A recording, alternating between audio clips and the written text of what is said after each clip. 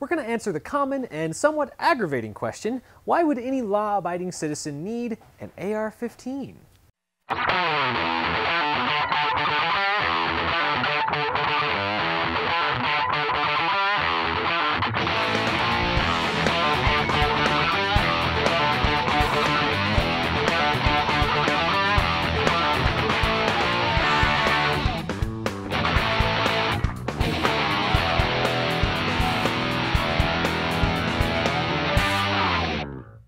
As frustrating as this question can be to those of us in the gun community, it's a legitimate question to someone who doesn't know much about firearms.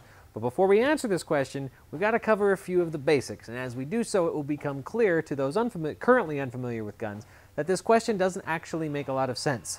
Number one, first thing you need to know, AR does not stand for assault rifle. It stands for Armalite rifle. Armalite is a firearms company that invented the AR-15. The name has nothing to do with assault. Okay? And the AR has been around for a very long time. Armalite first invented the AR-15 in 1958. Next, AR-15 is like Kleenex and Google. This that you're seeing here is technically not an AR-15. This is a Smith & Wesson M&P-15. That said, everyone calls this an AR-15 because it's an AR variant. It's like how we say Kleenex instead of facial tissue, or we say Google it instead of enter your search query into the internet search engine. It's a brand name that is used to describe a type of firearm. Next, AR-15s are not fully automatic. AR-15s and their variants are semi-automatic. Now this is very important, so here's what that means. With every firearm in the history of the world, two things have to happen for a bullet to come out of the end of the barrel.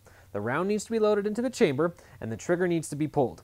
A single-shot firearm is one in which the person who is operating the firearm must perform both of those functions manually.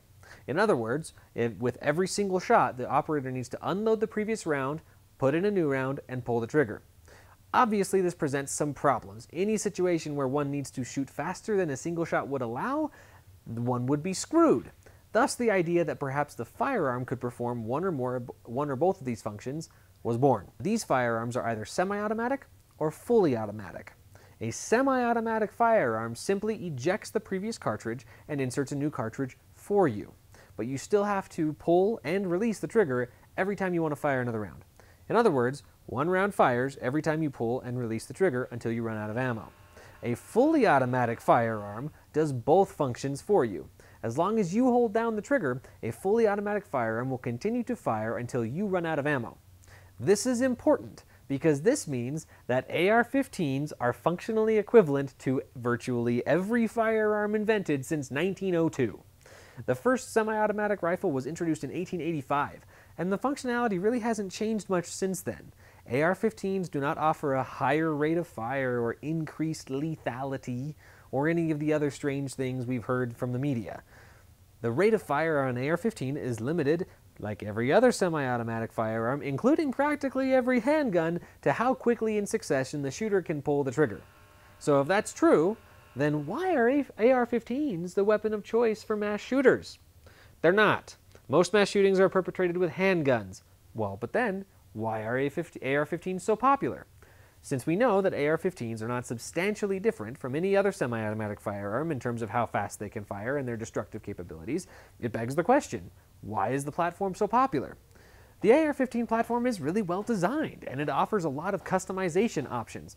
For example, AR-15s generally come with adjustable stocks, so you can adjust it to your size. They also usually come with a Picatinny rail or something like it, so it's much easier and quicker to attach a scope or a flashlight or other accessories, including those fabled chainsaw bayonets that I have yet to see.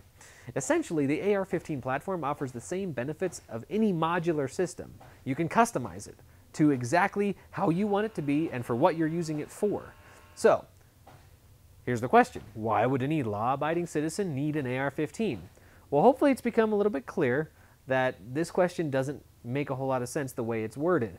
Since we know that AR-15s are not substantially different from any other semi-automatic firearm, it's very difficult to answer this question. It's like asking, well, why does anybody need Google? You could just use Bing, or does Yahoo still have one? Yahoo still has one. DuckDuckGo or other search engines. Well, yeah, you don't technically need Google, but you can also still access the exact same functionality using a different search engine. So At that point, what's the point of banning Google? Because we're doing exactly the same things with other services. It's the same thing with firearms. There are plenty of important reasons why law-abiding citizens need access to semi-automatic firearms. But whether we need access to specifically the AR-15 platform is a moot point, because even if AR-15s were banned, bad people can still access the exact same functionality with other firearms. So, a better question, one that we can address, is why do law-abiding citizens need access to semi-automatic firearms? There are a lot of reasons why. Here are the first 5 that came to my mind. Number 1, defending ourselves, our families, and our property from criminals. If someone breaks into my house, which, by the way, happens millions of times per year across the country, I want to be able to protect everything that means the most to me. If I can only shoot 1 shot between rounds, my ability to do that is virtually gone. Number 2, defending against multiple assailants. Building off the first reason, defending against 1 intruder is one thing. What if it's 3 bad guys that break into my house? And what if it's not them breaking into my house? What if they hold up a 7-Eleven that I happen to be in at the time, and they threaten my son? Pulling out my single shot and asking for them to hold on a minute as I reload is not going to cut it. That doesn't work. Number 3, someone who gets shot once is usually not immediately incapacitated. Even after getting shot, they could have up to 60 seconds of time to keep doing bad things, including, I don't know, getting revenge on the person who just shot them. If you only have 1 shot and you have to reload, that is more than enough time for the guy you just shot to take his revenge, to fire back if he is armed, or to stab you if he has a knife. I have talked about this with many different law enforcement professionals, and they are very clear. You shoot to stop the threat. And a lot of times, that can mean putting 4 or 5 rounds into the guy. And you may need to do that in very rapid succession. You don't have time to do this number every single time you need to shoot off a round in that scenario. Number 4, as a last line of defense against enemy governments. Even if you want to argue that a redneck on his porch with his AR-15 isn't going to be able to do much against the tanks rolling up his driveway, does that really take away the redneck's right to try? Doesn't that redneck still have the right to do his best to preserve his life, liberty, and property? And you know, I could point to an obvious example where armed citizens successfully revolted against the most powerful military force in the world and established their own country. Sound familiar? And number 5, as a last line of defense against our own government. Government tyranny is real, and it happens every day across the world. In our own government, it's become the style for federal agencies to have their own enforcement division, independent from the FBI or the Department of Justice. These enforcement divisions even have special operations units similar to SWAT teams. I see this as a problem and as a threat to my liberty. There were so many people who threatened to flee to Canada when Trump was elected because they were afraid that he would destroy our country. Many people on the right felt the same way when Obama was elected. So my question is, how can you be so fearful of tyranny, tyranny from our current leadership, and yet so dismissive of the possibility that we might need to protect ourselves from that tyranny? To me, that doesn't make sense. Our liberty, our freedom to access semi-automatic firearms gives us security. Our freedom to purchase them provides us with the security and safety that we want and need.